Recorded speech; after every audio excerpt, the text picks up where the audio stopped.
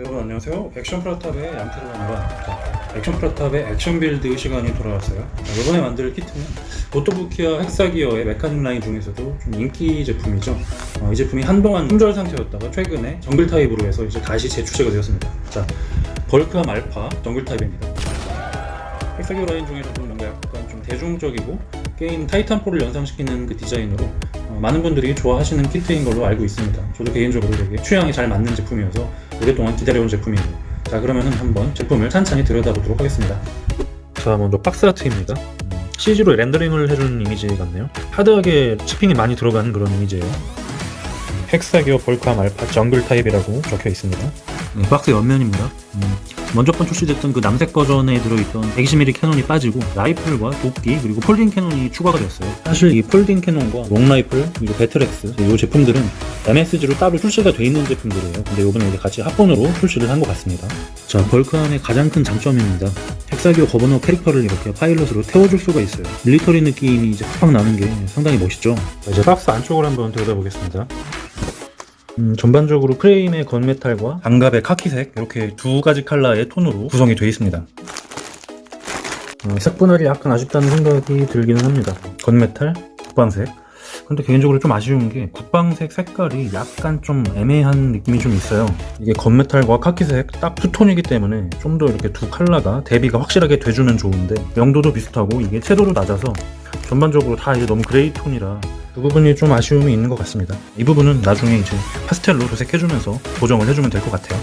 이것은 추가 헤드 파츠인 것 같은데 부분 도색이 돼 있어서 이런 건 참 마음에 듭니다.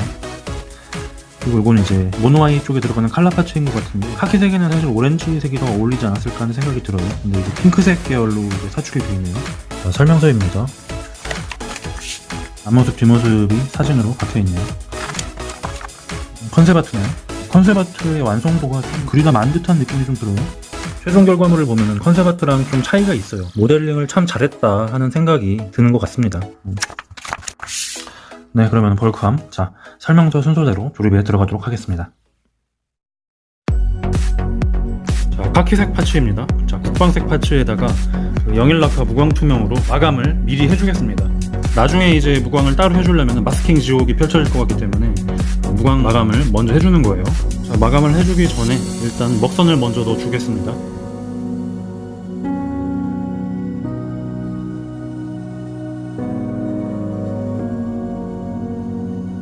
자, 이제 무광 마감을 올릴게요.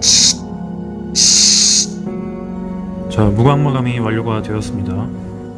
자, 헤드 파츠 조립을 하기에 앞서서 그 클리어 파츠의 핑크색을 옐로우 클리어를 이용해서 오렌지색으로 한번 보정을 해줄게요. 네, 살짝 오렌지빛이 올라왔어요.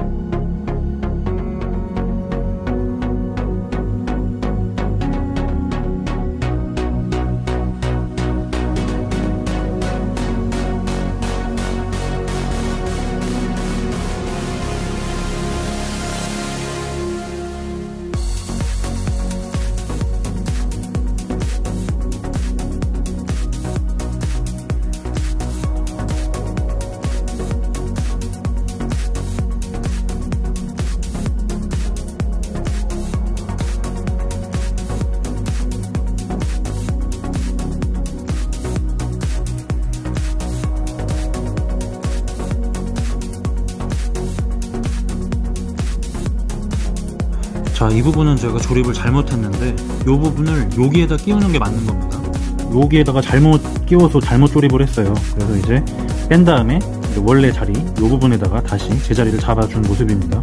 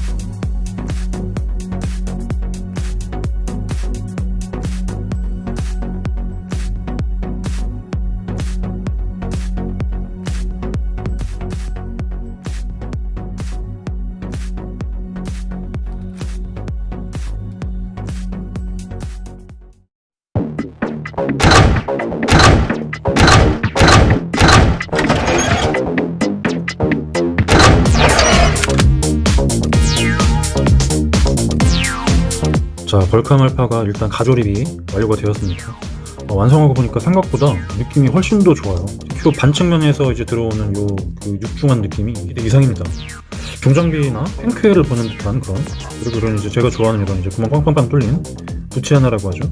이런 요소들도 되게 많이 들어가 있어서 마음에 들고요. 사방에 그냥 뒤에는 마치 이런 부분은 보면은 무슨 포크레인이나 뭐 트랙터 뒷모습을 보는 것 같은 그런 느낌도 드네요.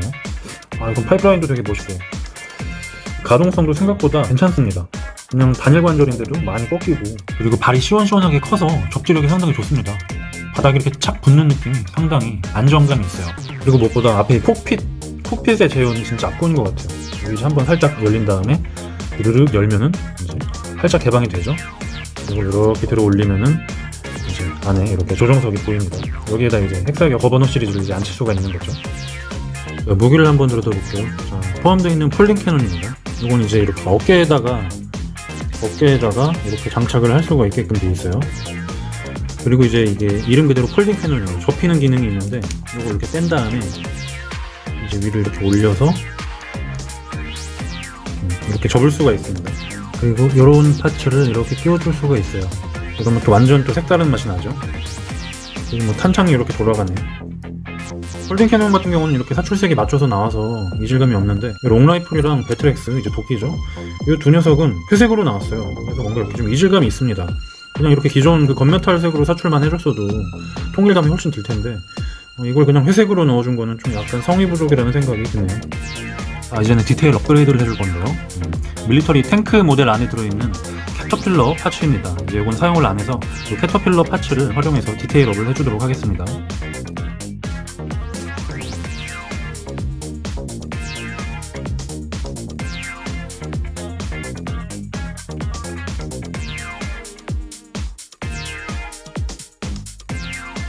자, 어깨 파츠 안쪽이 유독 골다공증이 심합니다. 이 부분에도 이렇게 정크 파츠를 넣어줘서 좀 썰렁함을 극복을 해볼게요.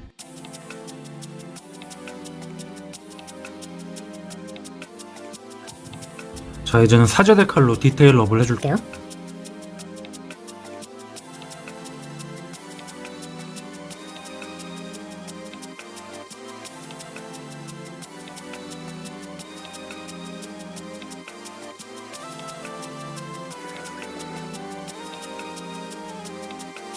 자, 데칼이 어느정도 완료가 됐는데 생각을 해보니까 제가 초반에 실수를 했습니다. 처음에 이제 무광마감을 이제 올리고 시작을 했는데 그게 실수였어요. 무광마감 위에다가 데칼을 올려버려가지고 데칼이 반짝반짝거립니다. 그래서 무광마감을 한 번 더 해줘야 되는 상황이 와버렸어요. 삽질이죠. 매번 순탄하게만 작업을 할 수는 없는 거니까 메탈 부위에만 마스킹을 좀 해준 다음에 무광을 군데군데 부분적으로 데칼이 있는 곳에만 무광을 다시 올려주도록 하겠습니다.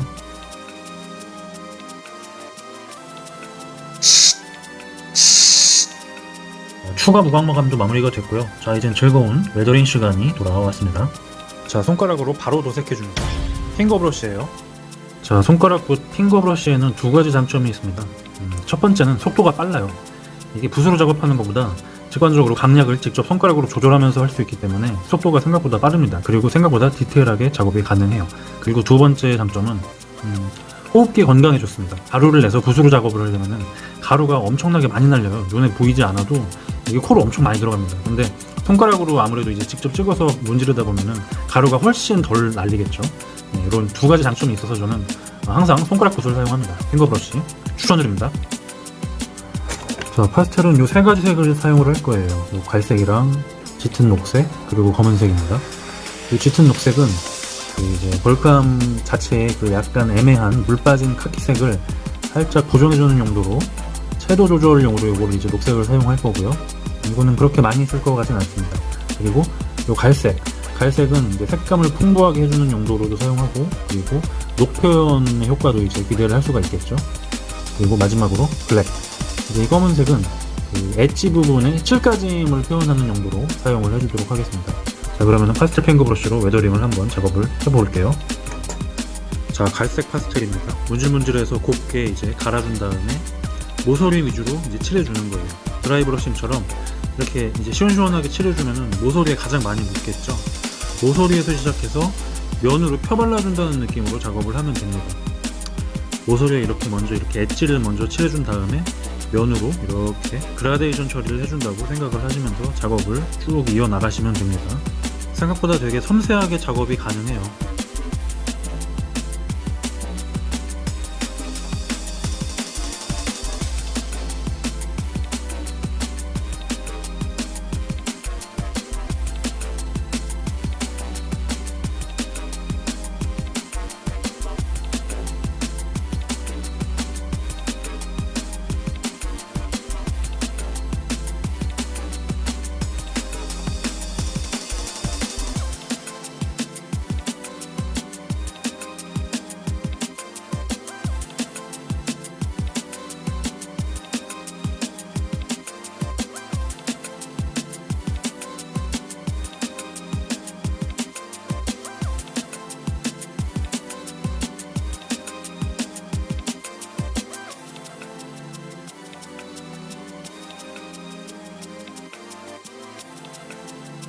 자, 갈색 파스텔로 녹이나 흙먼지 표현을 이제 완료를 해줬고요.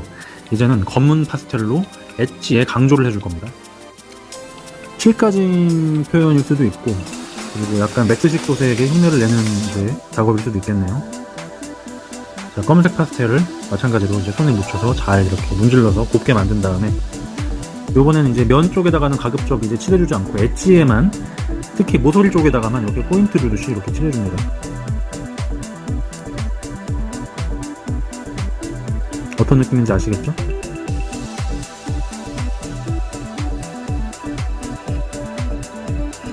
모서리에만 이렇게 강조를 주는 거예요.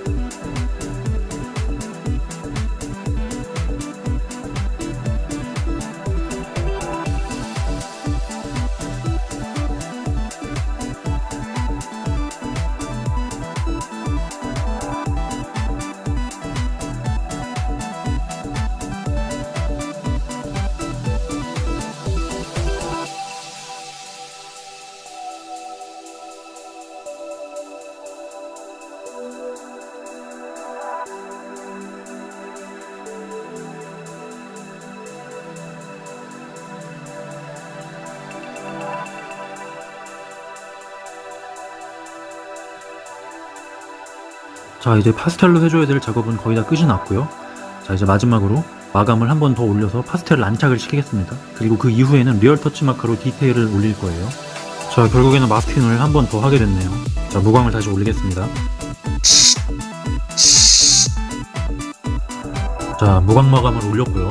파스텔을 이용한 초벌 웨더링이 완료가 되었습니다. 자, 이제는 리얼 터치 마커, 갈색, 회색, 블랙 세 가지 리얼 터치 마커를 사용을 해서 치핑, 웨더링과 치핑을 넣어줄 거예요. 이제 디테일업을 해주는 거죠. 자, 리얼 터치 마커로 녹 표현을 해보겠습니다. 자, 녹은 이렇게 이제 녹이 발생을 합니다. 그리고 중력의 영향을 받아서 아래로 흐르겠죠. 나름 머릿속에 물리 엔진을 가동을 하는 거예요. 이렇게 녹이 흐를 거란 말이죠. 이렇게 녹이 흐르는 경로를 상상을 해가면서 녹을 그려줍니다. 이렇게.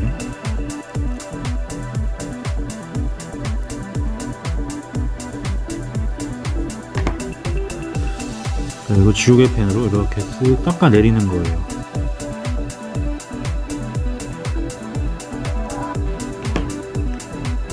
자, 녹이 맺히고요. 중력의 영향을 받아서 아래로 흐르겠죠. 그냥 손가락으로 쓱 깎아내리는 방법도 있습니다. 이렇게 해도 꽤 그럴싸하게 나와요. 또 한 가지 방법은 좀 더 제대로 이제 해주고 싶으면 녹이 이렇게 맺힌 다음에 지우개 펜으로 깎아내리는 거예요. 쭉 깎아서 쭉 흘러내리는, 녹이 흘러내리는 경로를 상상을 하면서 리얼하게 한번 그려보세요.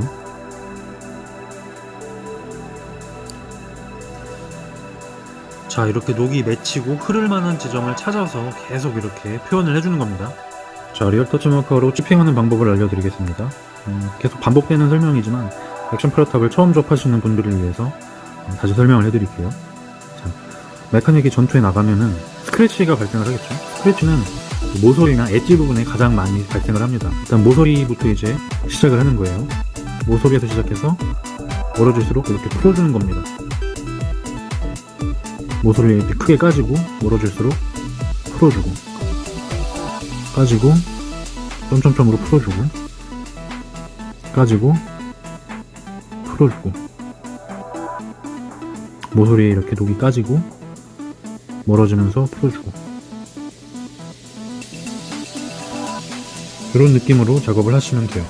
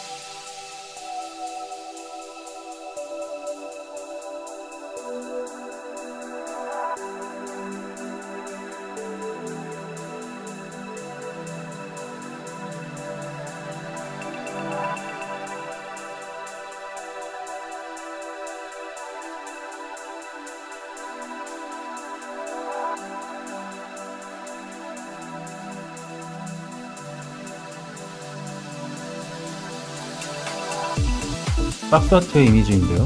자, 여기 보면은 기본적으로 7가지빔이 발생을 하고 그 안쪽에 이제 이렇게 메탈 치핑이 이렇게 들어가 있어요. 그러니까 기본 이제 겉에 도료가 있고 도료가 1차적으로 한번 까진 다음에 이제 거기에 녹이 발생하면은 그 이후에 이제 새로운 까짐이 이제 새로 발생했을 때 이렇게 이제 메탈이 드러나게 되는 거죠. 요 느낌을 한번 재현을 해보도록 하겠습니다. 자, 타미야 페인트 마카 실버입니다.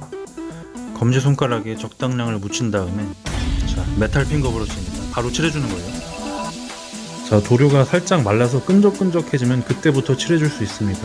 요령은 파스텔 핑거 브러쉬와 똑같아요. 단 엣지나 모서리 위주로만 칠해주고 면에는 가급적이면 칠해주지 않는 게 좋습니다. 잘못하면 지문이 묻을 수가 있어요. 엣지와 모서리 위주로 해주는 겁니다.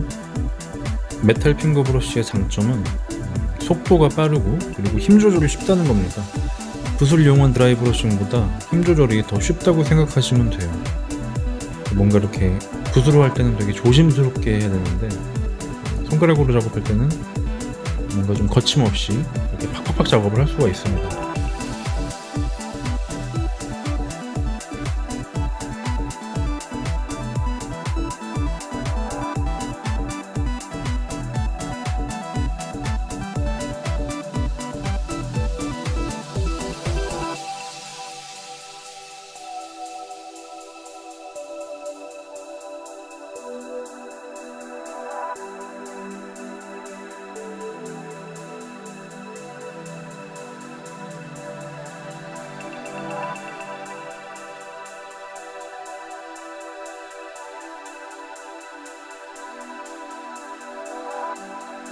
자, 이제 마지막으로 모로토우 크롬 리퀴드 마카입니다. 요거로 이제 치핑 포인트를 조금씩 살려준 다음에 마무리 해주면 완성입니다. 모로토우 크롬 마카로 포인트를 여기저기 넣어줬어요. 자, 이제 요거를 그냥 두면 어색하기 때문에 리얼터치 마카 갈색으로 이렇게 테두리를 살짝 넣어준다는 느낌으로 한 번 더 치핑을 넣어줍니다.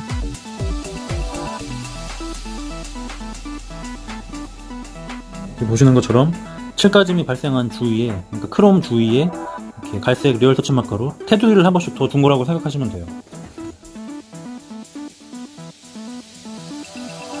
자, 이제 마지막으로 반광 탑코트를 뿌려주면 완성입니다. 네, 드디어 볼크함이 완성이 되었습니다. 자, 기대를 많이 했던 kit인데요. 기대를 많이 했음에도 불구하고 되게 만족도가 높은 kit인 것 같아요. 특히 조립할 때 손맛이 건프라 조립할 때랑은 뭔가 이렇게 좀 색다른 맛이 있습니다. 특히 그 콕핏을 조립할 때가 되게 손맛이 되게 좋고 그 입체감이 되게 압권이에요. 건프라에 좀 약간 무료해지신 분들이 한 번쯤 이렇게 보토부케로 넘어와서 밀림전 사양으로 출시된 볼크함 한번 조립해 보시면 색다른 조립 경험이 되실 수도 있을 것 같습니다. 자, 오늘 준비한 영상은 여기까지고요. 지금까지 액션프라 탑이었습니다. 볼크함 완성샷 감상하시면서 마무리 질까 합니다. 자, 다음 시간에 뵐게요. 감사합니다.